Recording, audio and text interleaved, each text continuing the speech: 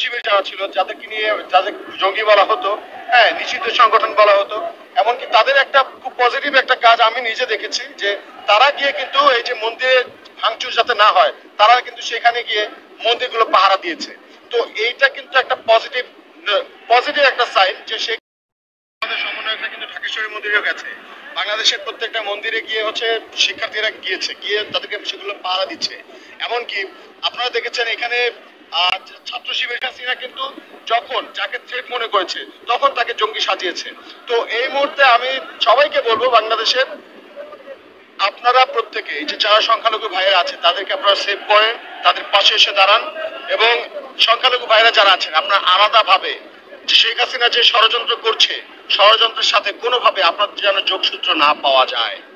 যদি আপনারা মনে করেন আপনারা এই ষড়যন্ত্রে সামিল হয়ে ইন্ডিয়ার যে গুজব ছড়ানো মিডিয়া তাদের সঙ্গে যোগ হয়ে আপনারা যদি মনে করেন দালালি করবেন, তাহলে আপনারা বোকার স্বর্গে বাস করছেন।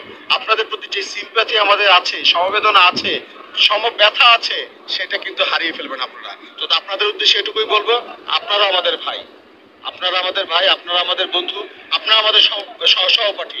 আপনাদের আপনাদের নিরাপত্তা নিশ্চিত করার দায়িত্ব আমাদের।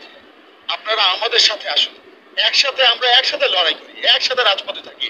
আমরা একসাথে রাজপথে থাকলে কে আমাদের ভাইদের ক্ষতি করবে, কে আমাদের ভাইদের গায়ে হাত তুলবে, আমরা তাদের হাত ভেঙে চলে চুরমার করে মাটির সাথে মিশিয়ে দেবো।